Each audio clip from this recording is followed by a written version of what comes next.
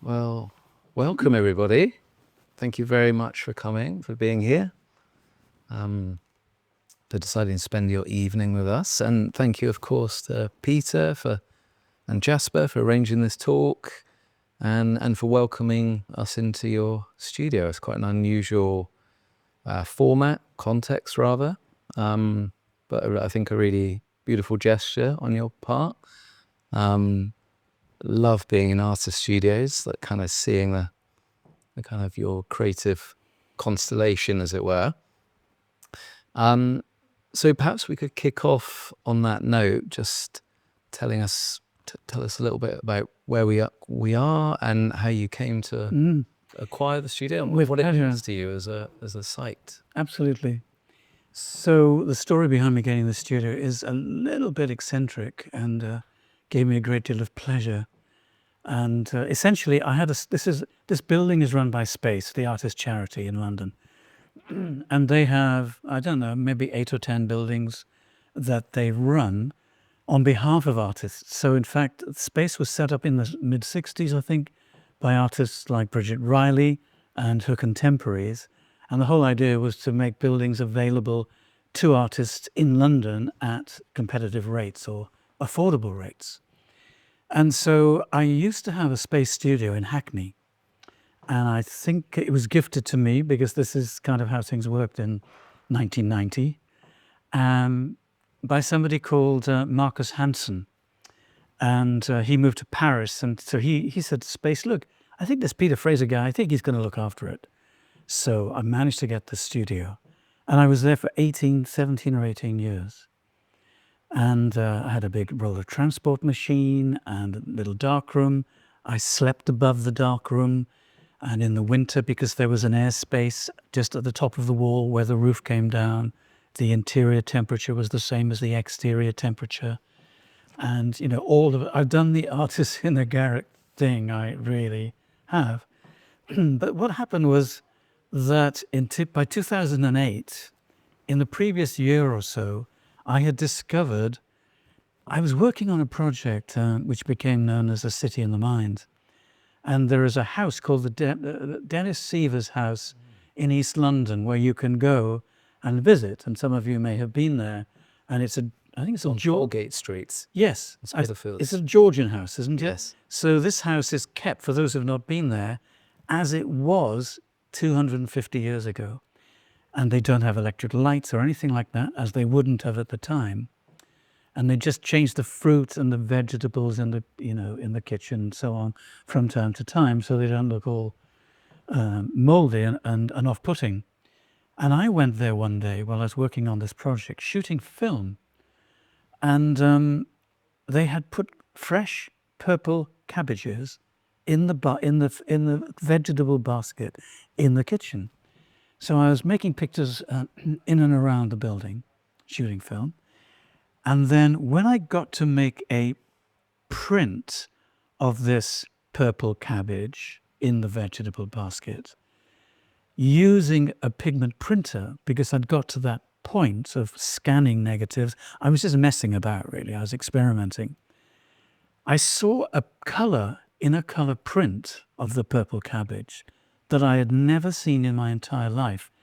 And what I mean by that is that I started printing color when I was 19, at Manchester Polytechnic, and I'd done a lot of printing using C-type process. So this said to me, wow, if this is the color I can get in a pigment print from a scan from a negative, what would actually happen if I bought a digital camera that was designed from the ground up to generate a digital file? So I immediately went and bought a digital camera.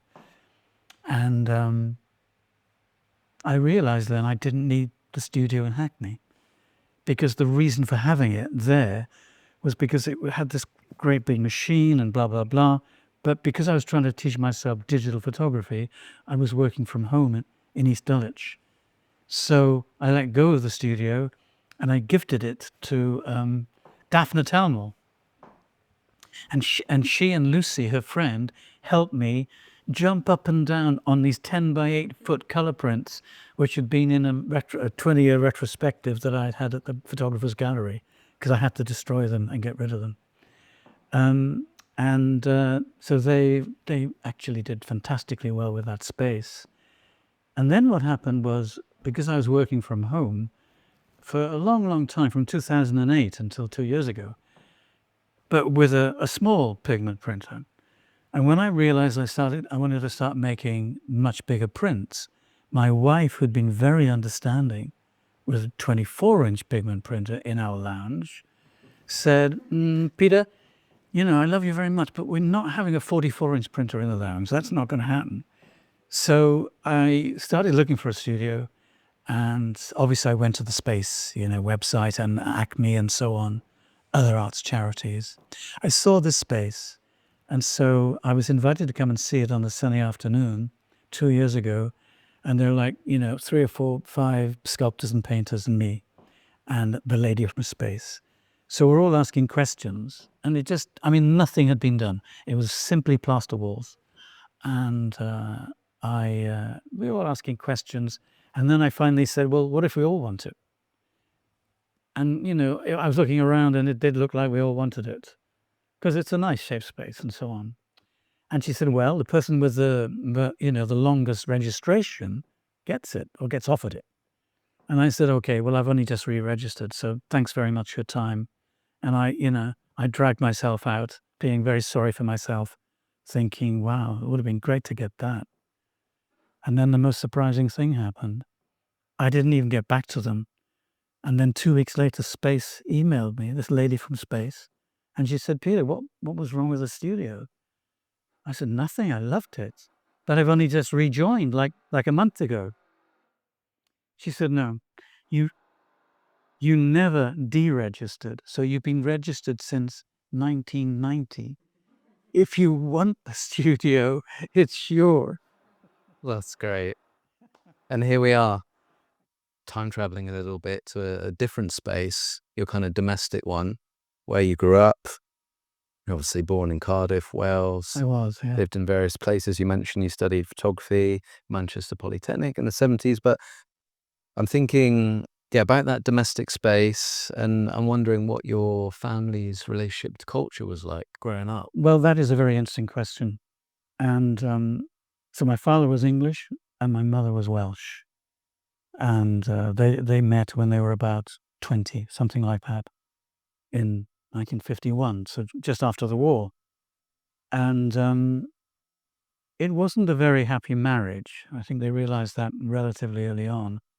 But my mother, who didn't have a very strong formal education and left school, in fact, at something like 15, she was born in Cape Town, so her whole family came. Her mother was born in Bulawayo, in what was then called Rhodesia.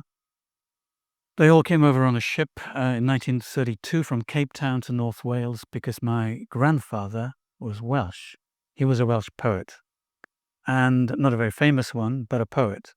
And I think that his relationship with my mother must, even though he died only 6 years later, must have given her perhaps something of a sense of affection for the arts and a feeling for the arts. So my mother was a painter, and she was an actress, and she was a singer. So even from North Wales, when she was about 19 or 20, so she would have been what? It would have been about 1949, 1950. She would be paid to come to sing at private parties in and around London, held by very wealthy people. So she used to play classical music when we were growing up, in particular on Saturday mornings when my father went to the pub for drinks with his friends, because he didn't like music played. And so that was a very amazing time, because my first introduction to, kind of art, in a sense, was through music. And the whole idea of being an artist was quite well established, watching my mother paint and so on.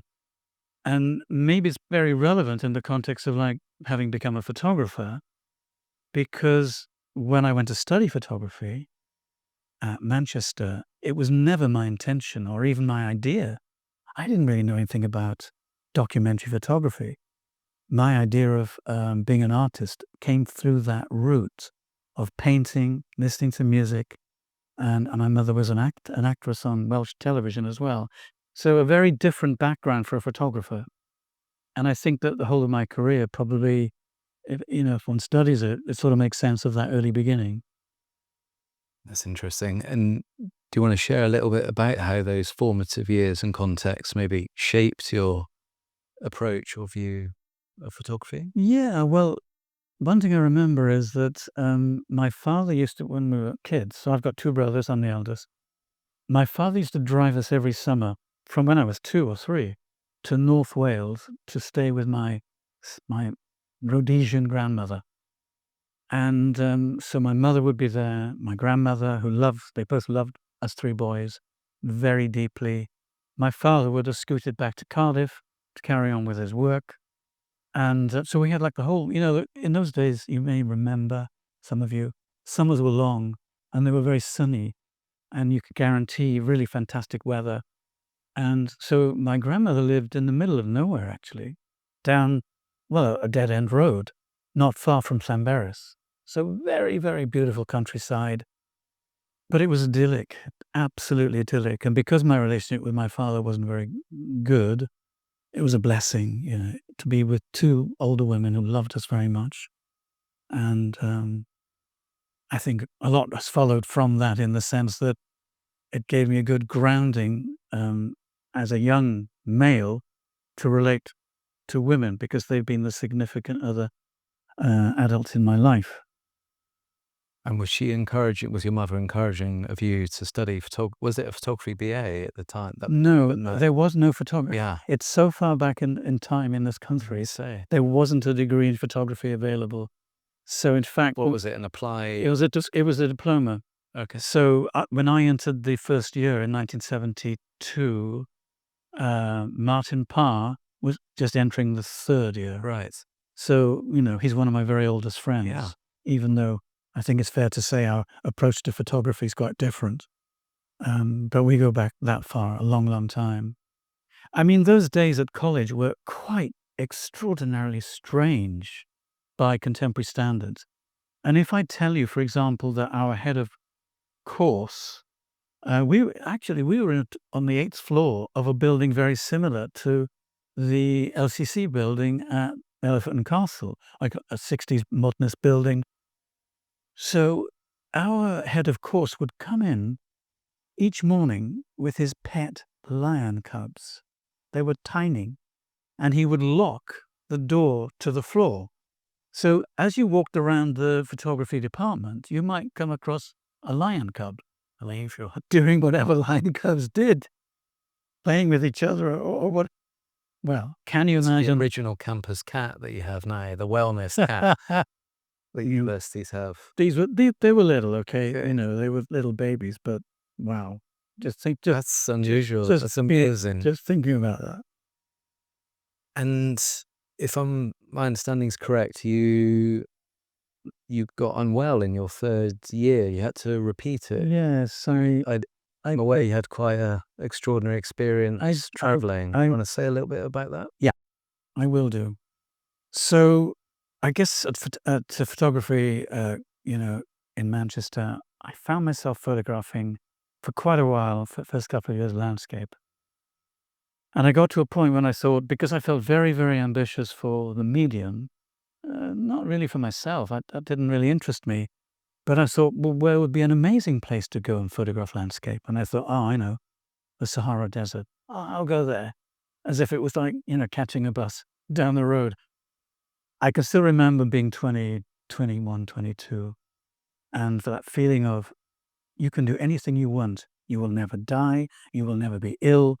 You'll never have any problems because you feel like a mini god. Oh, those days. Fantastic. So I set off with a friend at the time who was studying with me, photography, and we flew to the Canary Islands. And then we got a little plane to what was at the time Spanish Sahara, but is now southern Morocco because there was a war and Morocco took over the whole space. I think we arrived in this tiny little 10-seater plane from Tenerife in a little, it wasn't really a town, but a place on the map called Nouakchott. And the airport was a wooden hut. And we traveled a lot all the way down through to Ghana. It took us something like maybe 6 weeks using local transport and hitching and traveling with local people in the back of pickup trucks and so on. When we got to Ghana, Accra, my friend Richard got a message from his wife, who he'd left at about 7 months pregnant, or 7.5 months pregnant in England. And he said, "I've just had a message. The baby's coming really soon. I'm going to leave you and flying back straight to London." And I said, "Okay, but I'm going to head to Algiers across the Sahara." Because I guess crossing the Sahara was the thing that I really wanted to do. I had some sort of, mystical idea of the landscapes I was going to make with my 35mm Leica. And so I set off. Again, local transport in the back of a pickup truck, which then became, I don't know if you've seen those enormous lorries that travel across the remoter parts of Africa. So basically, they're very high-sided and they're full of goods which are being transported. And then they tie down all the goods with tarpaulin and ropes on the top. And then travelers get up on top, climb up, and you just sit on top of the tarpaulin and you hang on to the ropes while it bumps over laterite roads, and you're not going on tarmac at any point. So we traveled up into Niger, and at one point we stopped. I had sardines, very hard to eat under these circumstances, so you can't stop at a restaurant exactly. So in order to keep your strength up, we had sardines and nuts and raisins. But we stopped at one point in northern Niger, and we all kind of got off, and there was like this little wooden shack. And I was really tired of nuts and raisins and sardines. And there was like a little menu and a soup or you could have something else. And anyway, I ordered the soup, which came with a salad. So there's a goat's hoof with the hair on it floating around in this liquid, which didn't look too appetizing to me, but I tried the salad. Quite quickly, within, I don't know, 24 hours, it gets a bit hazy. I suddenly had turning yellow and having hallucinations. And within about 2 or 3 days, I remember hearing at first and then seeing a giant running across the desert, pushing a ladder with wheels on the bottom. And the giant was so big that as it thundered past on the desert, I couldn't see the head. I could only see up to the shoulders. It was that big. So I was pretty far gone. Wow. I'm really out there.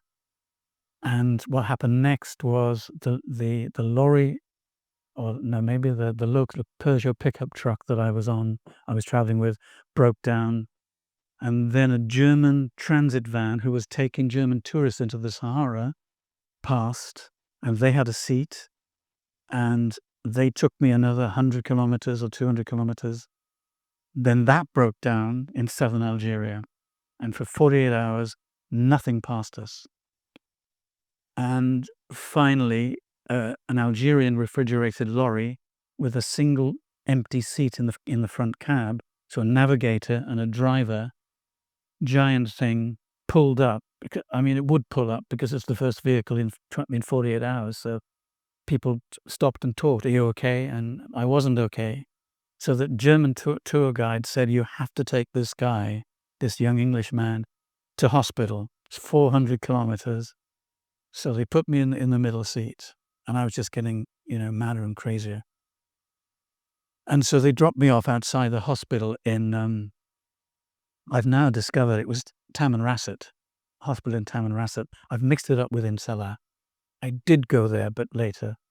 So I'm in this hospital for 3 weeks, on a drip all the time, being turned over to avoid bed sores. And after about 3 weeks, so I was 40 kilos and bright yellow when I went into hospital. And after 3 weeks, one of the very strong Algerian nurses came and said, French doctors, Algerian nurses. And she came and said, "Look, Peter, the doctor says if you feel strong enough with my help, you can come and see the flowers in the courtyard." And I said, "Oh, I think I'd love to try and do that." 3 weeks in bed, it's a long time. So slowly but surely, with her support, we made our way down this corridor. There are no windows because it's the Sahara. We made our way down this corridor, around that corner, that corner. Slowly but surely, it's getting brighter and brighter until finally we're standing in the doorway looking at this Saharan courtyard with 6 bougainvillea trees. And what happened at that moment has changed the whole rest of my life and affected and influenced everything I've ever done with photography. And in fact, it took me years to understand how to talk about the experience. But what I saw was every flower was a crucible, and in every crucible, there was an eternal struggle taking place between the impossible beauty of the world and its irrefutable fact. And so what was incredibly important about that, even though I couldn't find the words to talk about that experience, was that I had made this enormous discovery, and that was that the world is full of surfaces, and they are a distraction from what is actually going on underneath the surface. And I have been very interested recently to realize at MIT and Strathclyde University and many other institutes, there's been a lot of research into how we perceive the world. And I was very interested to see that it might have been MIT or Strathclyde University a couple of years back. They did a big survey with 6,000 people around the world. And they asked them this question: do you feel that your perception of the world and around you is accurate? And 36% of the people said, not at all. It's completely different, actually, depending on how deep you go. And so everything I've done with a camera since, actually, has been influenced by that experience. It's a long-winded answer to your question. Interesting. I mean, those kind of rare experiences shift everything, right? And clearly that was the case for you. Just sort of fast forwarding a few years now, and what I imagined perhaps a less dramatic experience, although perhaps it was, but was your encounter and work with William Eggleston in Memphis in the early 80s. Yeah, 84. What do you recall from that time, and what did you make of him as a character and an aesthete? Well, the background to that was in 1983, autumn, Martin Parr was getting invitations to the V&A openings, and William Eggleston was going to have his first show in this country of dye transfer prints. And so Martin couldn't make this. I think it was September, it might have been, or October 83. Martin was generous enough to give me his invitation. He couldn't make the opening.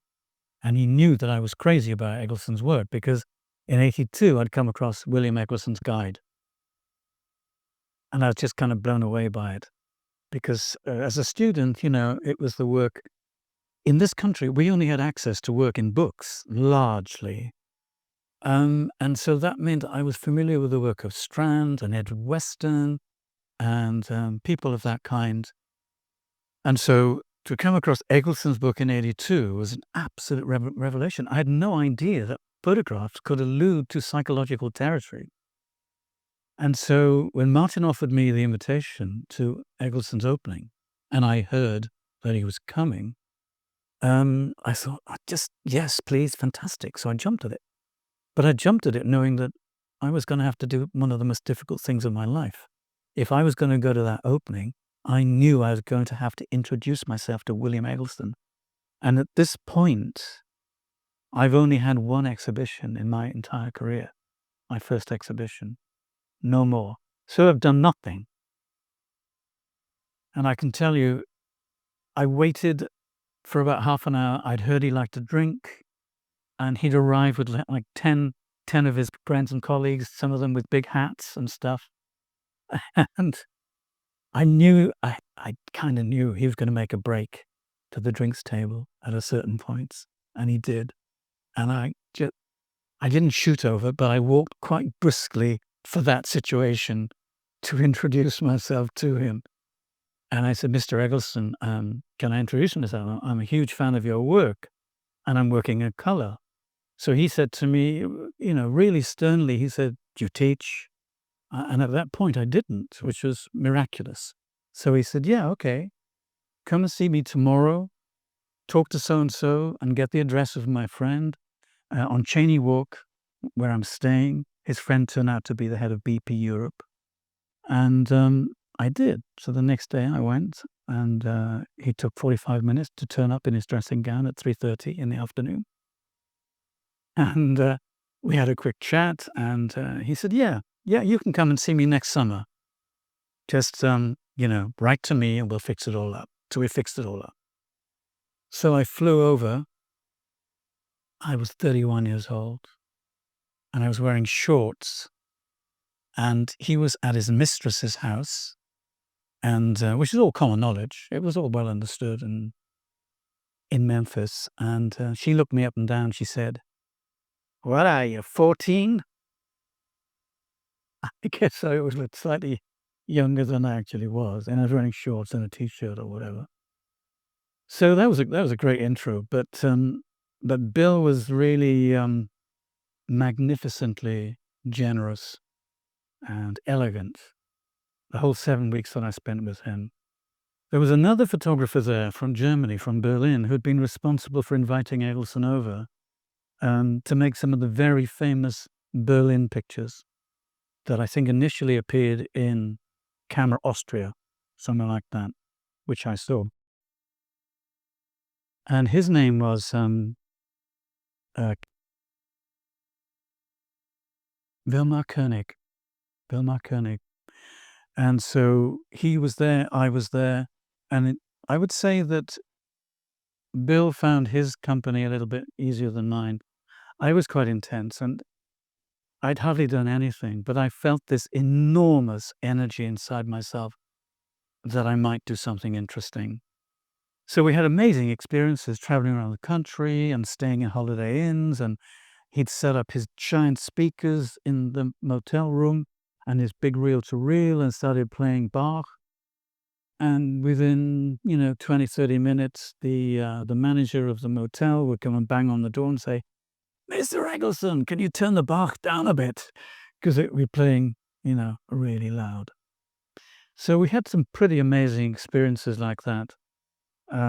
Driving around, in the open top golf and all that kind of stuff. Uh, I'd actually put everything into storage before I went because I felt America, it sounded like the promised land for a photographer. But I found, even though I'd traveled in Africa, I found the Deep South a very strange place. And anybody who's been to the Deep South, from this country anyway, might be able to understand. And I found it actually stranger than West Africa. And I think that's really saying something. Culturally, it was that different. And after 7 weeks, I went to Bill and I said, "Look, I thought I was going to stay in America, but I think I've decided I'm feeling homesick. I'm feeling very European." So he was very elegant and he held a dinner and all the rest of it. And you're letting me speak. I mean, if it gets boring, let me know. But on the night of the dinner, my last night there, everybody's gone, lovely evening. And we've had a lot to drink. So I'm sitting on the sofa and he comes over to me and he puts his arm around me. He says, "Peter, I've been looking at your pictures." Because I'd taken a portfolio, but at no point he'd asked to see the pictures, which of course, gave me great distress. But I didn't want to say, "Bill, aren't you going to look at my pictures?" He said, "I've been looking at pictures. I'm going to nominate you for a Guggenheim." Of course, he was applying for a Guggenheim himself exactly that moment. So that was not going to happen. But still, that was a lovely thing to say. So I came back. And I came back having learned, quite a few people have asked me this. And I really don't want it to sound ungracious because being with Bill and for 7 weeks and staying there and meeting his friends and all of that was an absolutely remarkable experience. But I don't think I learned anything about photography. Okay. I learned something else that was even more important. And I think what it was that I think there was, before I went, a pretty good chance I felt that I could find myself monumentally intimidated by being with the greatest photographer alive for me at that point. And I thought perhaps I might come back with my sense of my own integrity and dignity totally impacted. But I came back feeling incredibly grateful for the experience and feeling, no, I can do this. Because at this time, like in this country, there was nobody who had been working in color for decades to show a young photographer like me that it was possible. There were plenty of people who'd been working in black and white for decades, but not color. So I came back with that conviction. That's really interesting. Yeah, I was going to ask, about how that experience might have developed your sensibility for color and the everyday, but it seems you got a lot more from it than that. But you did go on to have a two-person show together at the Arnolfini in Bristol. Was that Well, 1984? yeah, but that had happened previously. Oh, I see. So this, Okay, I don't know how fun. much detail you want, but there's a lot of sort of British photography history involved with this. Yeah.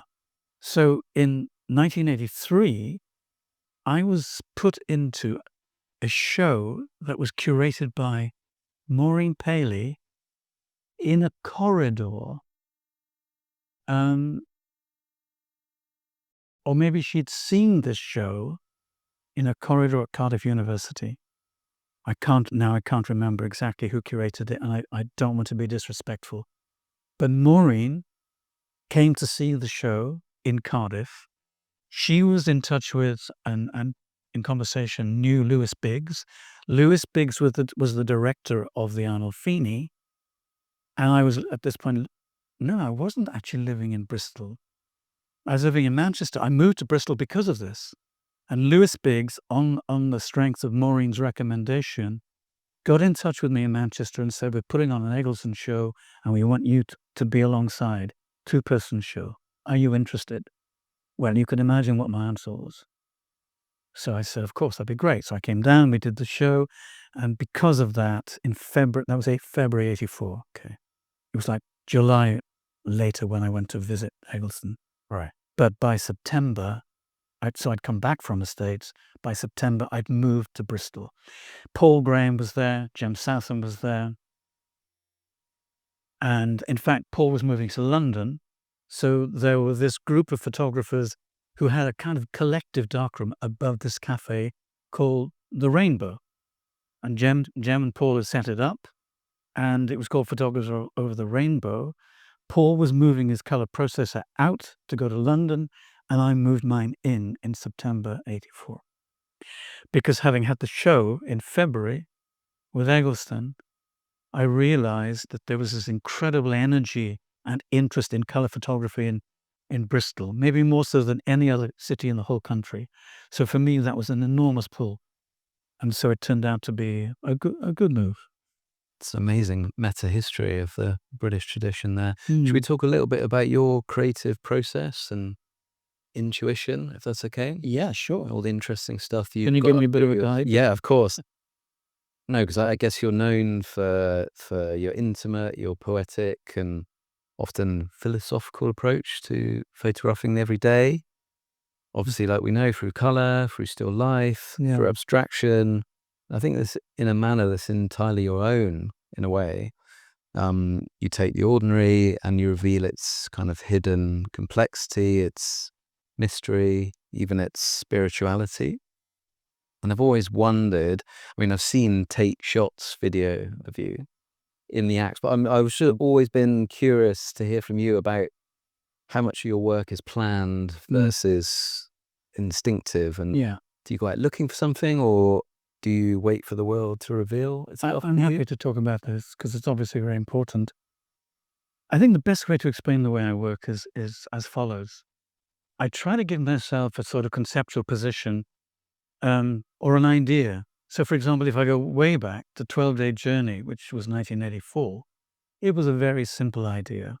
I would take 12 days out of my life. I started at Land's End and I would just hitchhike. I was very poor and, catch buses if they were cheap and whatever.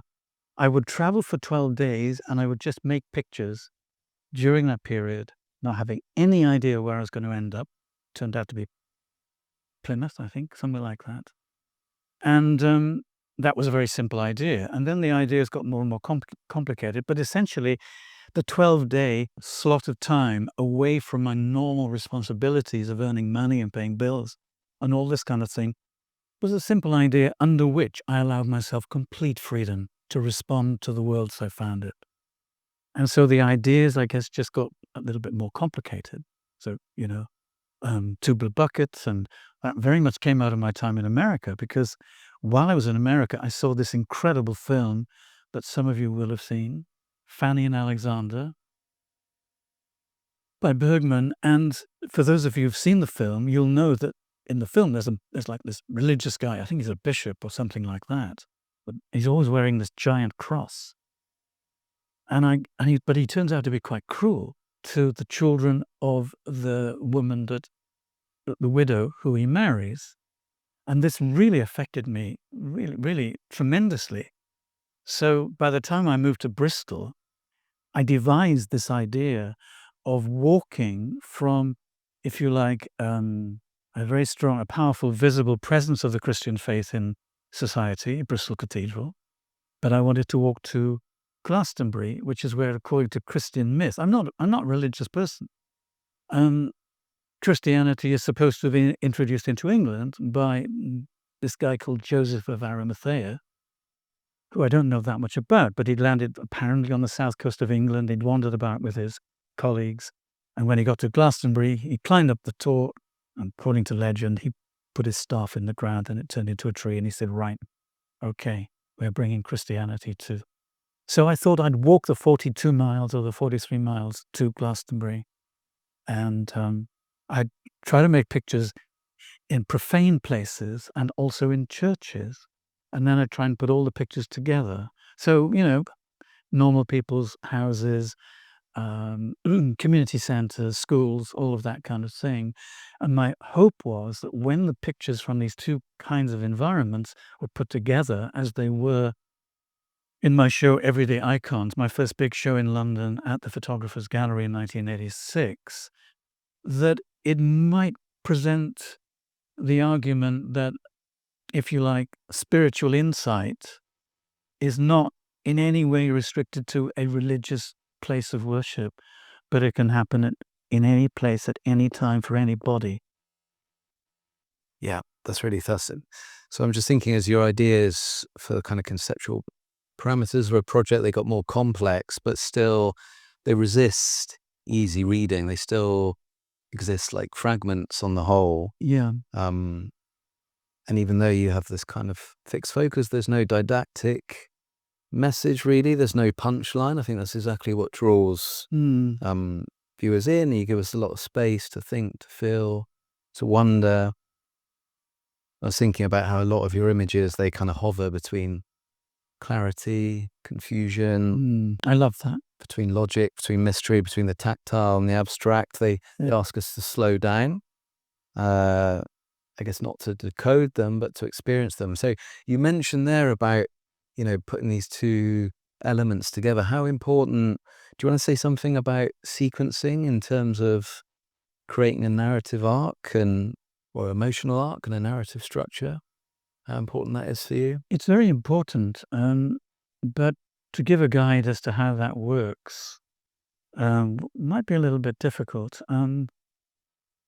But certainly you've touched on some qualities of the work that are really, really important for me there. Certainly flow. When it comes to editing in a show or in a book, the flow of the work, in a sense, it's a little bit complicated. I want every single one of the images to be able to stand by itself as an interesting photograph that resists interrogation.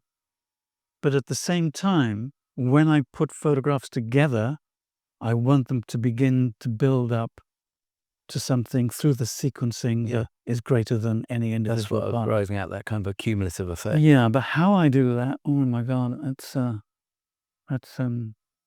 tricky one. I'm not sure how to. It's intuitive. Yeah, of course.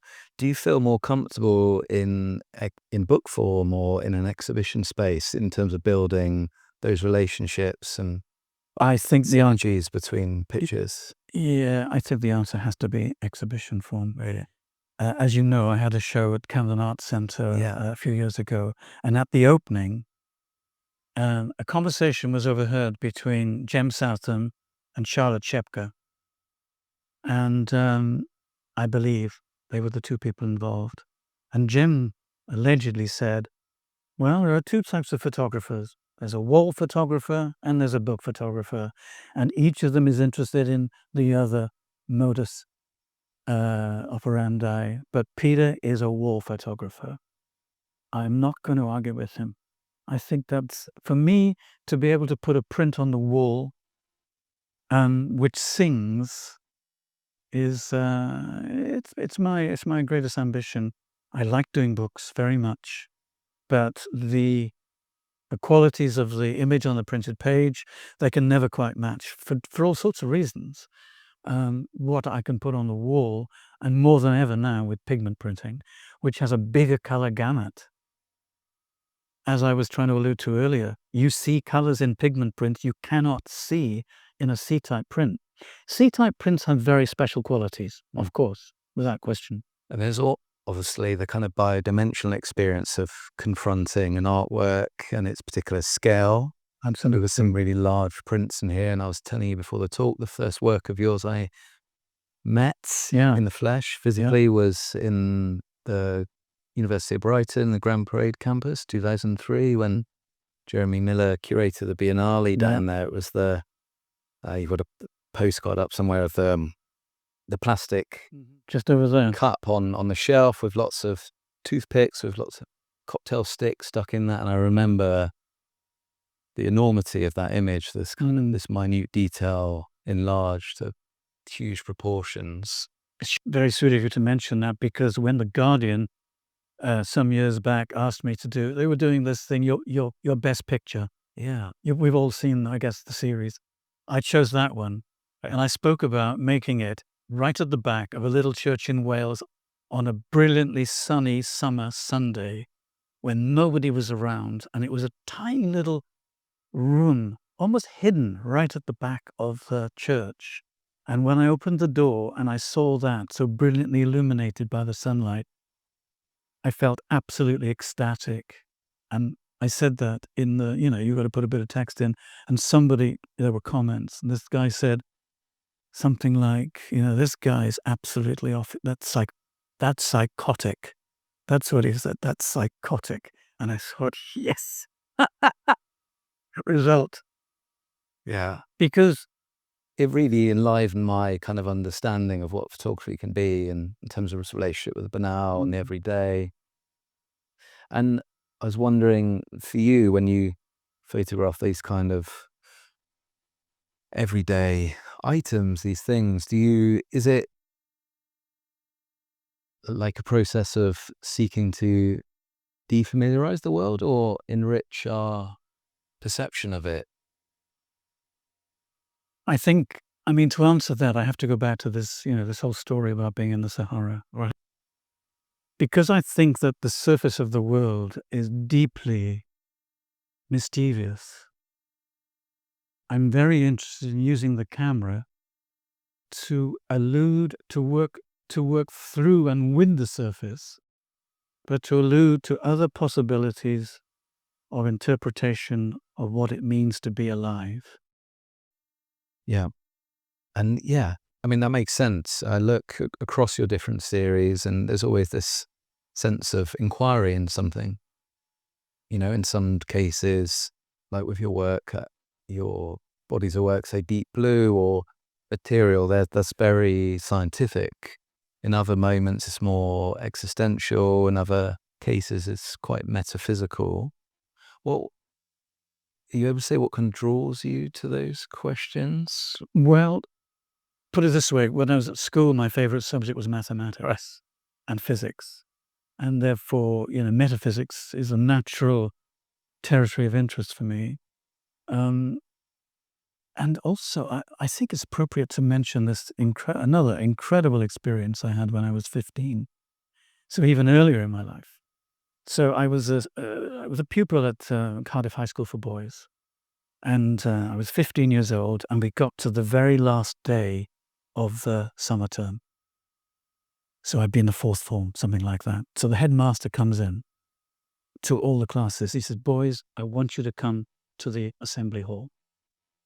So we all troop in, not knowing what, boring experience awaits us, but it was anything but.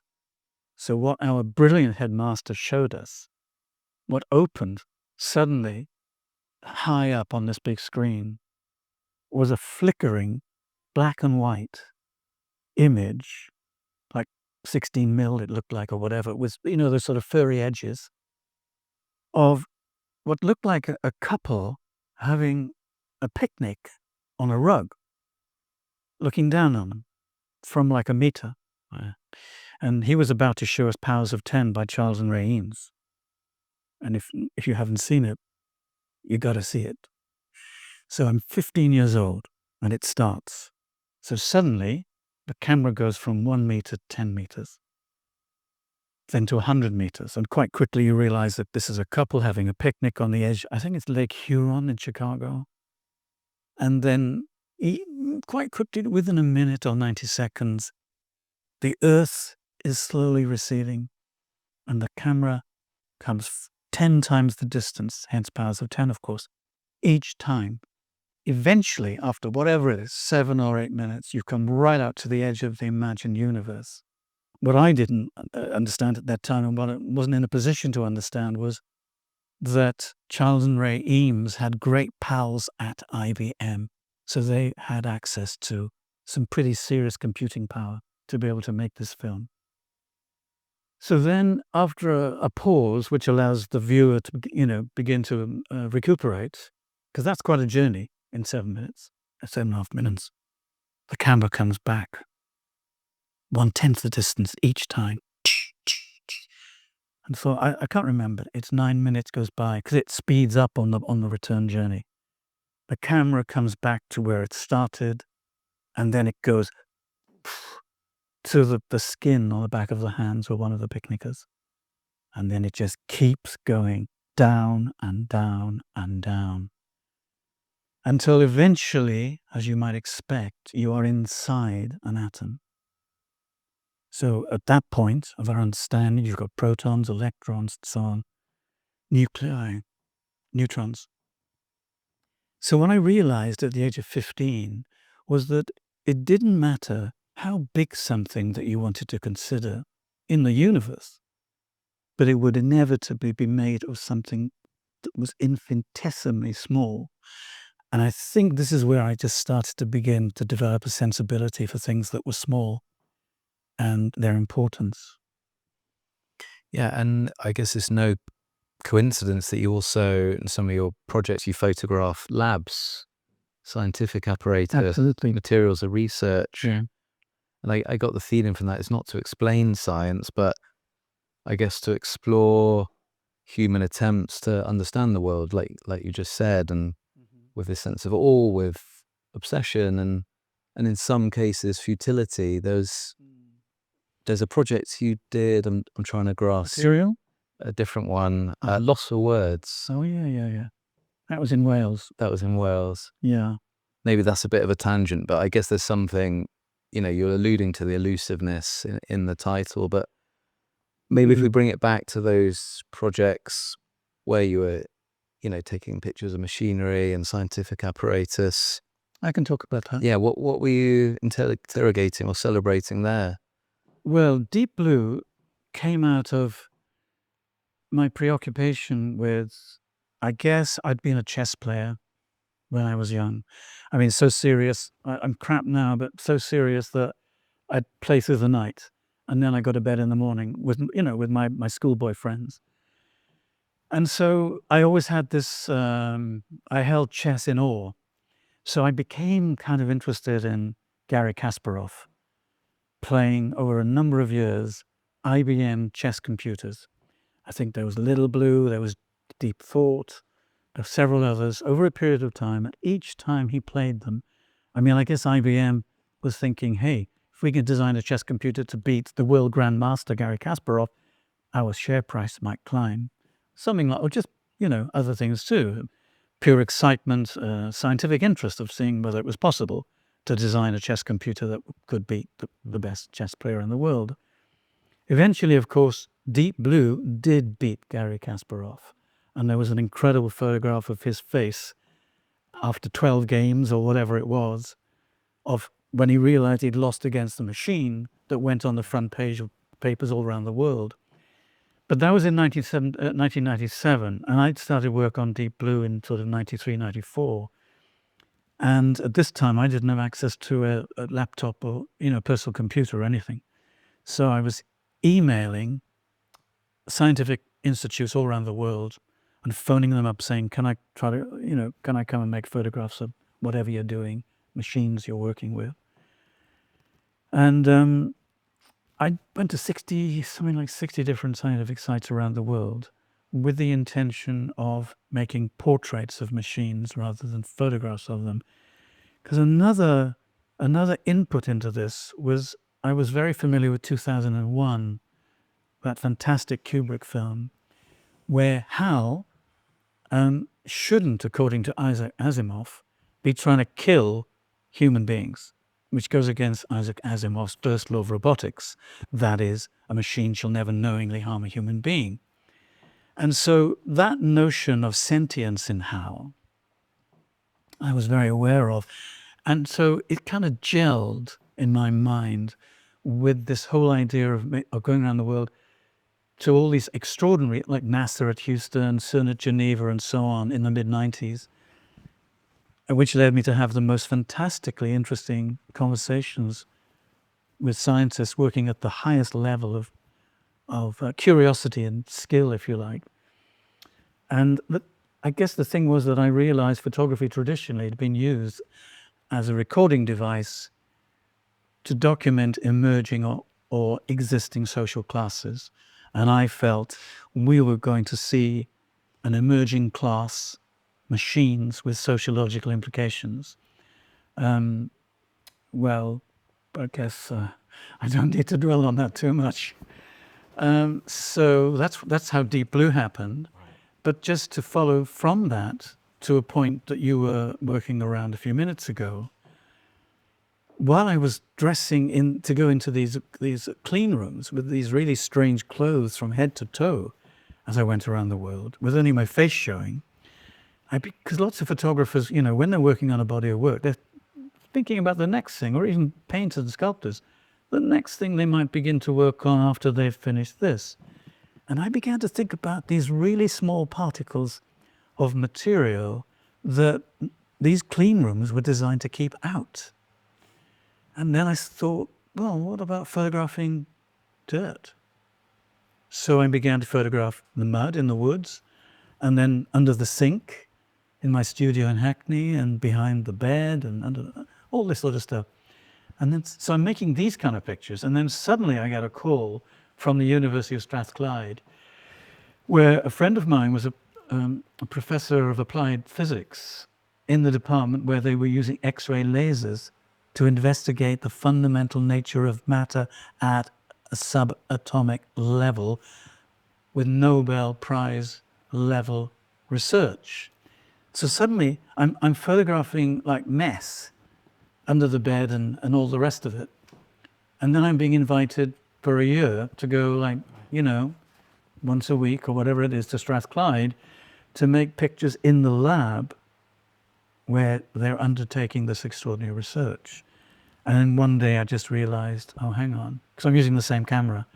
It's like a film camera with a macro lens and a ring flash. Like when you go to the dentist and you see those terrifying pictures of what happens if you don't go to the dentist often, and there's no shadows.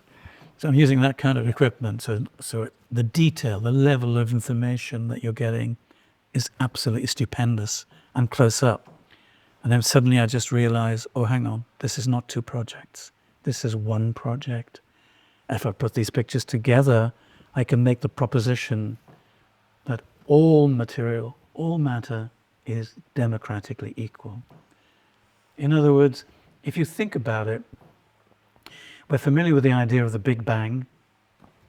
Maybe that's a reasonable position to consider. The universe begins in this unimaginable explosion of matter.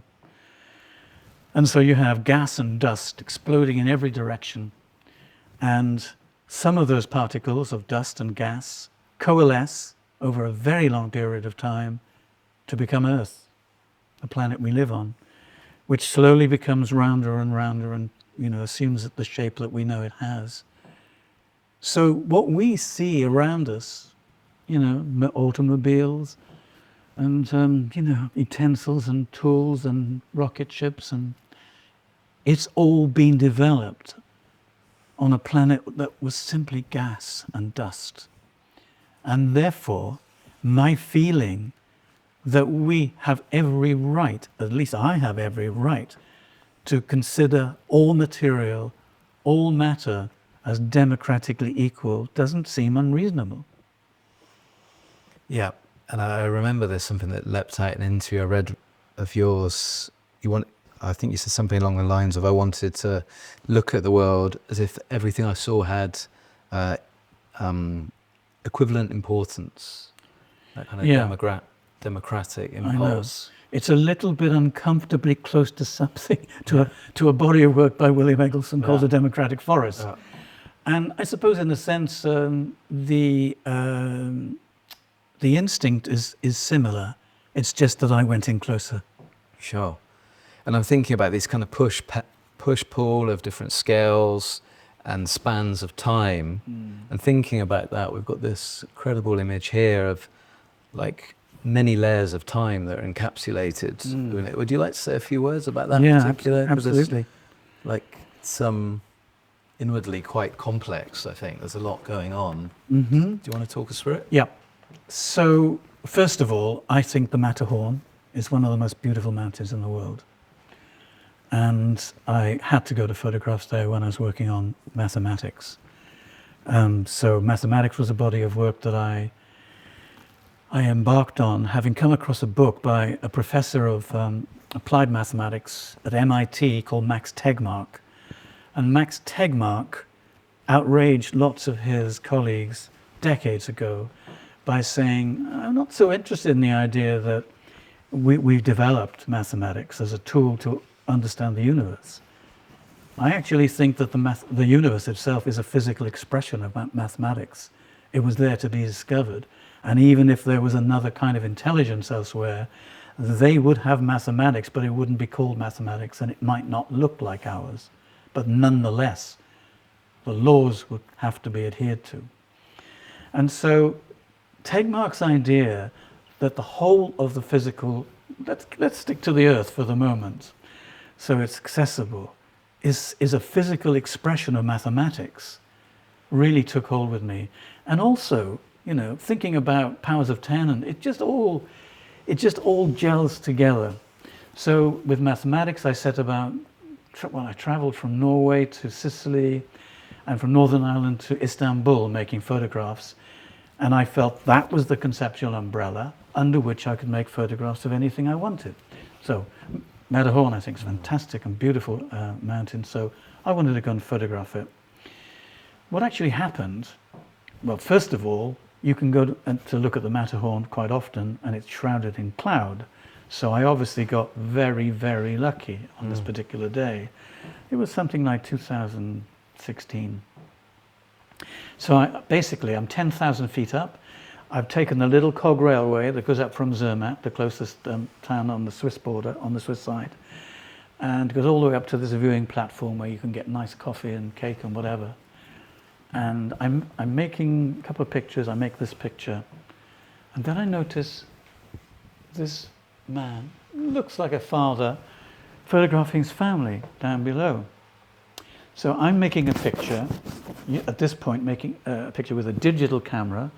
So my camera is generating zeros and ones in order that I'm subsequently going to be able to make an image.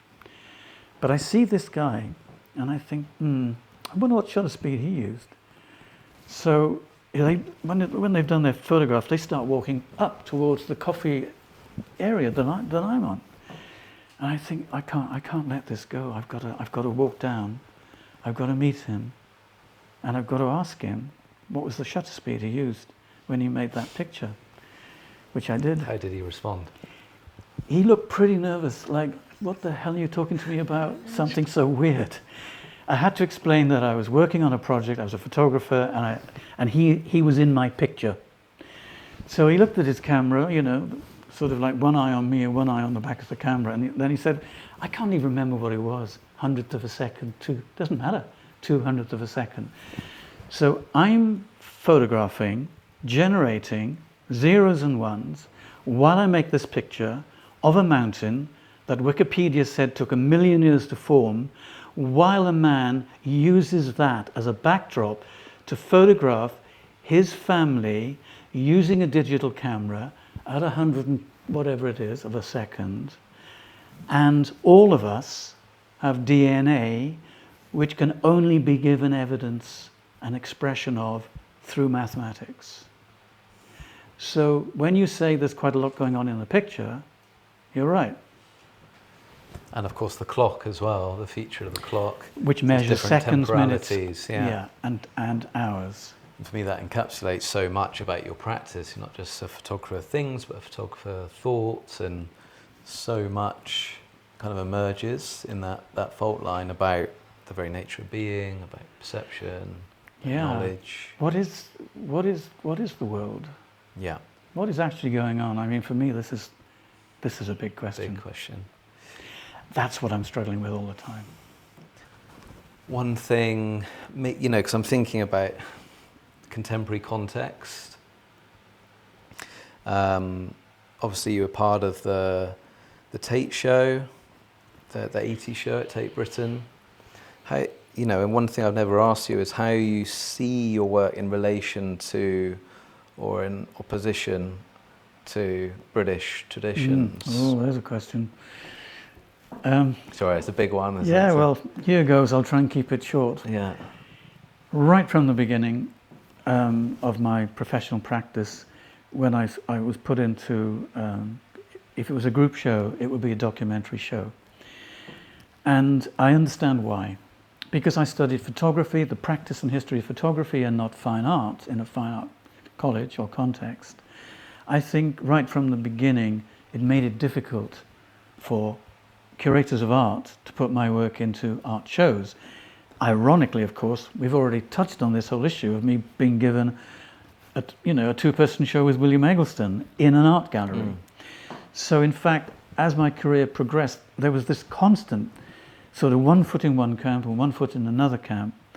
And I was put in, I think, quite often, many, many times into British documentary photography shows, and every single time I had to grit my teeth. I just felt, this is not the context. Because I think it's really become self-evident that I'm not a documentary photographer. And perhaps, you know, with tonight's talk, it's given extra impetus. But there wasn't a context to put me in, not having studied, let's say, at Goldsmiths or another fine art environment, but having used a camera. Everything would have been very straightforward, I guess. So I think I can say that I was grateful for the exposure to be put into group shows, but I think it's reasonable, of photography, but I think it's reasonable to say that very often other photographers who were in the show would either say things to me that suggested they didn't think I should be in the show, or things that I guess led me to feel that they didn't get my work. That's a really simple way of putting it. But of course there were times when I was given an opportunity to show. You mentioned, the Brighton Biennale, which was a fantastic opportunity to show with Jeremy, and alongside a really great New York sculptor. And those are the sort of pairings that I've really enjoyed the most. And so, for example, with my Tate retrospective down in St Ives, I was put alongside, the work of the really fantastic painter, William Scott. William Scott he represented Britain at the Venice Biennale in the year I was born.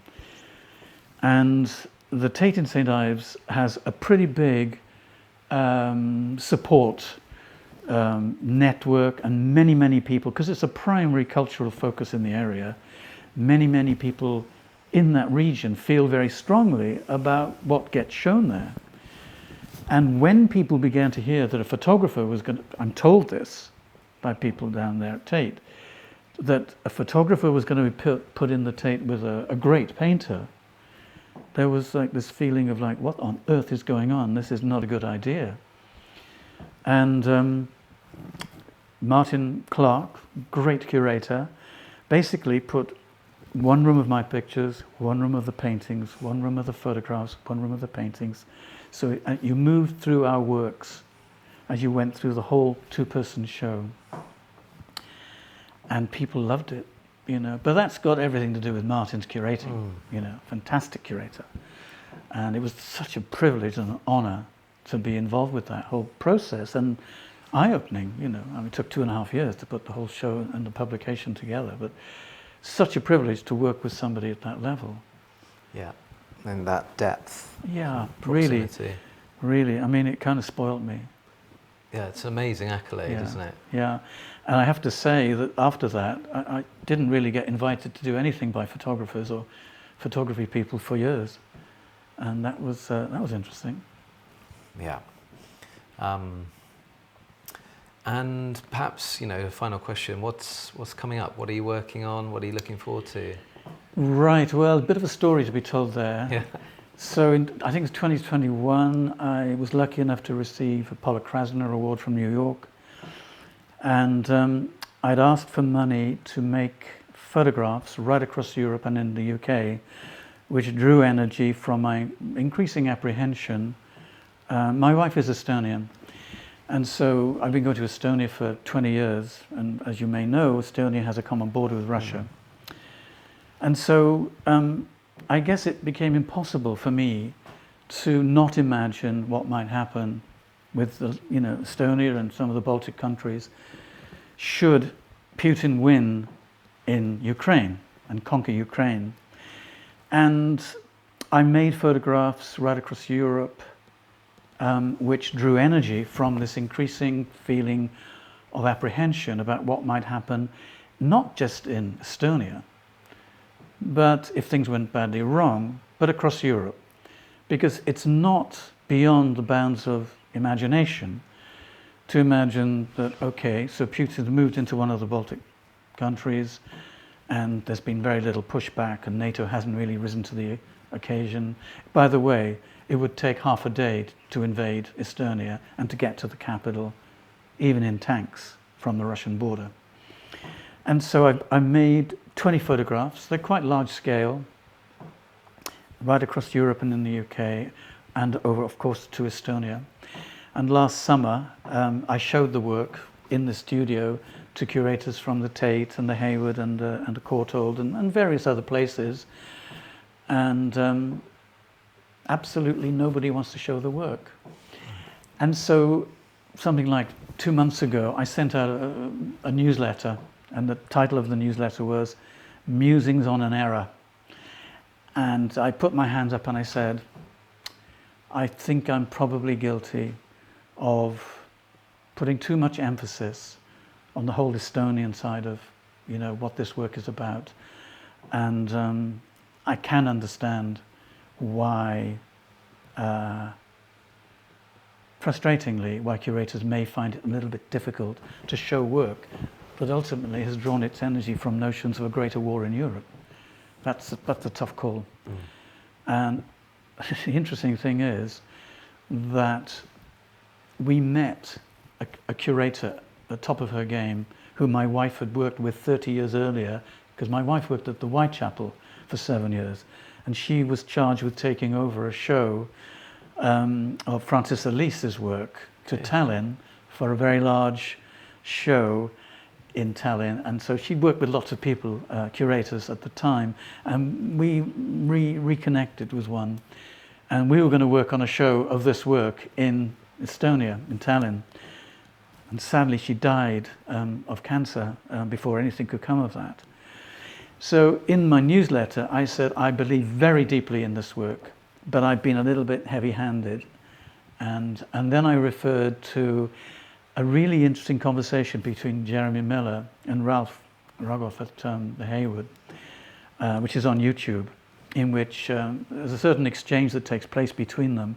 And at one point Ralph Rogoff says, and I thought it was brilliant, Well, of course, very often artists have no idea what their work is about. But the important thing is they're making it. And I felt a little bit of a connection with that.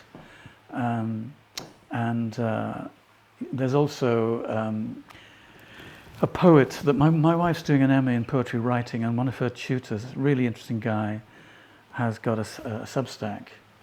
And he said at one point in one of his postings, I really do not want my students to put titles on their poems. Let's stop this title business.